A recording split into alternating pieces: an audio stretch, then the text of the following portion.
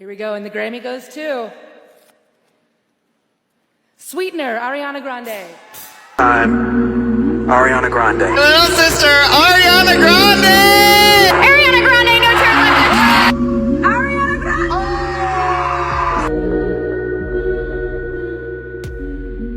Before the Grammys, before the Diamond Records, before the world tours that sold out in minutes, there was just a girl from Boca Raton, Florida, with a dream bigger than her hometown. Hey guys, welcome to Music Archives. Today, we're diving into the story of Ariana Grande, one of the most influential pop artists of our generation, a woman who turned raw talent into global legacy. But here's the thing, her journey wasn't some overnight fairy tale. It was theater kids, Nickelodeon paychecks, and a 4-octave range that refused to stay quiet. So grab your headphones. We're going deep. Ariana Grande Butera was born on June 26, 1993, in Boca Raton, Florida. Her parents, Joan, a CEO, and Edward, a graphic designer, noticed early on that their daughter wasn't exactly quiet. And I mean that in the best way possible.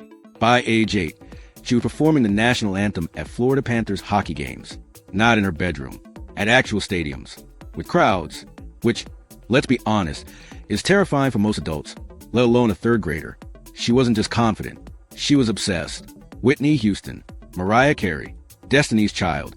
She studied them like textbooks, rewinding VHS tapes until the tracking lines burned into the screen. Her parents enrolled her in voice lessons and local theater programs. And Ariana thrived. By age 13, she performed in productions of The Wizard of Oz, Beauty and the Beast, and Annie, all leading roles. But it was 2008 that changed everything.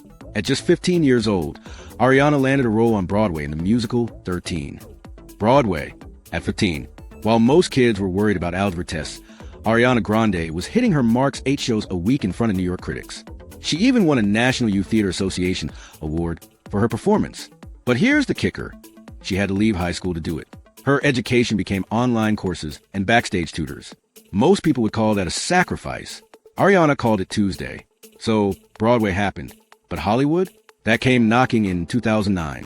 Ariana auditioned for a new Nickelodeon show created by Dan Schneider, Victorious. She got the part Cat Valentine, the quirky, red-haired sidekick with a voice that could shatter glass. Cat was bubbly, naive, hilarious, and nothing like Ariana, which, ironically, is exactly why it worked. Victorious premiered in 2010 and quickly became one of Nickelodeon's biggest hits. Ariana was suddenly famous, but not for singing, and that was frustrating, because while she was filming comedy sketches and dyeing her hair red every other week, damaging it beyond repair, her real dream was sitting in the corner, waiting. But Ariana didn't wait. She started posting covers on YouTube. Mariah Carey's Emotions, Whitney Houston's I Believe in You and Me, Adele's Rolling in the Deep. She was flexing. Quietly, strategically, the internet noticed. So did producers. In 2011, she landed a recording contract with Republic Records while still shooting Victorious. Then in 2013, Sam and Cat, a spin-off, premiered. She was juggling 2 careers. Acting paid the bills. Music fed her soul. By 2014, after just 1 season, Sam and Cat was canceled. And honestly, Ariana didn't seem too heartbroken, because by then, she had something better. March 2013, Ariana released her debut single, The Way, featuring Mac Miller. And it didn't just chart, it exploded. Top 10 on the Billboard Hot 100. Suddenly, people who knew her as Cat Valentine were realizing, wait, she can actually sing? The song was smooth, retro, a throwback to 90s R&B with a modern pop twist. And Ariana's vocals? They didn't just impress, they stunned. Critics immediately started comparing her to Mariah Carey, which is both the highest compliment and the biggest pressure you can put on a 19-year-old. But Ariana leaned into it. She wasn't trying to be Mariah. She was showing the world what she could do with a whistle tone. Her debut album, Yours Truly, dropped in September 2013. It debuted at #1 on the Billboard 200. Songs like Baby I, Right There, and Tattooed Heart showcase her range, her control, her confidence. She wasn't just a Nickelodeon star who could sing. She was a vocalist who happened to be on Nickelodeon. But Ariana wasn't stopping. Less than a year later, in August 2014, she released her second album, My Everything. And this is where things got massive. Problem with Iggy Azalea, that saxophone riff alone is iconic. Break Free with Zedd, an EDM banger. Love Me Harder with The Weeknd, sultry and dark. Bang Bang with Jessie J and Nicki Minaj, a powerhouse triple threat. Every single one was a hit. She wasn't just making music. She was dominating radio, streaming, and pop culture. And let's talk about the ponytail, because by now it was iconic. The high, sleek, unshakable ponytail became her signature. Some people thought it was just a style choice, but Ariana later admitted it was because her hair was destroyed from years of dyeing it red for Nickelodeon. So the ponytail, that was damage control. Very glamorous, very effective damage control. By the end of 2014, Ariana Grande had 3 top 10 singles simultaneously on the Billboard Hot 100. She was 21 years old, and she was just getting started. 2016, Ariana released Dangerous Woman, and the title alone told you everything. This wasn't cute. This wasn't bubblegum. This was her saying, "I'm not Cat Valentine. I'm Ariana Grande, and I'm in control." The album was sultry, mature, cinematic. Songs like Into You, Side to Side, and Be Alright showed a bolder, more confident artist. Critics loved it. Fans loved it. And Ariana finally felt like she was making music that represented her. She embarked on the Dangerous Woman tour in early 2017. Sold out arenas. Everything was going perfectly. And then Manchester. May 22nd, 2017. After a concert at Manchester Arena, a terrorist attack killed 22 people and injured over 1,000. Most of them were young. Many were children. Ariana was devastated. She posted a heartbroken message on social media. She considered quitting music entirely. The trauma was unimaginable, not just for her, but for the families, the survivors, everyone. But 2 weeks later, she did something extraordinary. She organized the One Love Manchester benefit concert. Coldplay, Katy Perry, Justin Bieber, Miley Cyrus, Pharrell, all performing for free. All proceeds went to the victims and their families. And Ariana, she performed. Through tears, through pain, through fear, she performed. The concert raised over $23 million. It was broadcasted worldwide, and it became a symbol of resilience, unity, and love in the face of hate. She didn't have to do that. She could have stayed silent, taken time off. But Ariana chose to show up, not for herself, for them.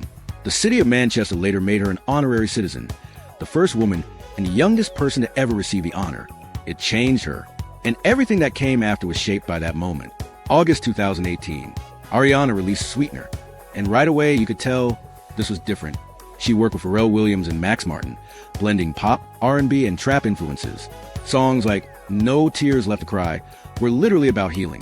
God is a Woman was bold, sensual, empowering. The album debuted at #1 and won a Grammy for Best Pop Vocal Album. But 2018 wasn't done with her. In September, her ex-boyfriend Mac Miller passed away from an accidental overdose.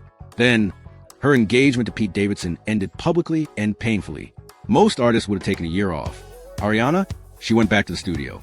November 2018, just 3 months after Sweetener, she released Thank You Next.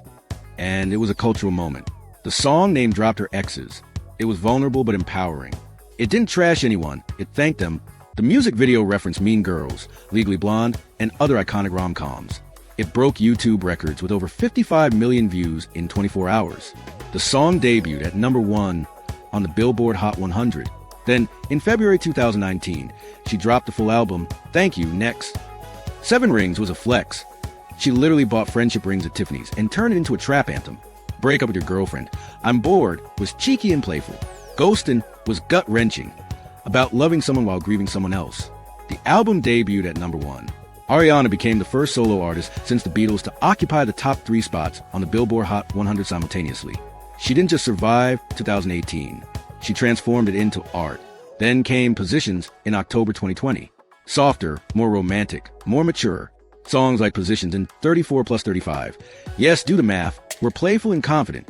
It debuted at #1, making Ariana the first artist to have 5 #1 debuts in less than 4 years.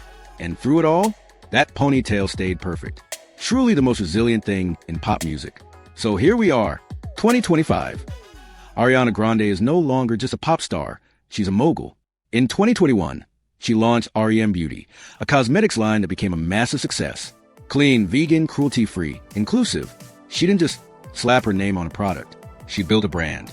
In 2024, Ariana headlined Coachella, bringing out NSYNC for a surprise reunion. She reminded everyone why she's one of the greatest vocalists of her generation. No backing tracks, no auto-tune, just raw talent and flawless vocals. And then, plot twist, she went back to acting, but not TV. Ariana Grande is playing Glinda the Good, which in the movie adaptation of Wicked releasing in 2 parts, November 2024 and November 2025. Full circle moment. The girl who performed in local theater in Boca Raton, who sang songs from Wicked on YouTube as a teenager, is now starring in one of the most anticipated movie musicals of the decade. She stars alongside Cynthia Erivo, who plays Elphaba. Both are powerhouse vocalists, and early reactions have been overwhelmingly positive. She's also become one of the most followed women on Instagram, a fashion icon, and a voice for mental health awareness. And through it all, she's remained fiercely private about the things that matter: her relationships, her family, her healing. Because that's the thing about Ariana Grande. She shares everything and nothing. She's vulnerable in her music, but guarded in her life. And that balance is what makes her so compelling. From a small-town dreamer to a global icon, Ariana Grande's story isn't about perfection. It's about growth, courage, and evolution. She didn't just chase success. She evolved into it. Through tragedy, heartbreak, and relentless pressure, she kept singing, kept creating, kept showing up. She proved that you don't have to be one thing. You can be the Broadway kid and the pop star, the actress and the entrepreneur, the survivor and the icon.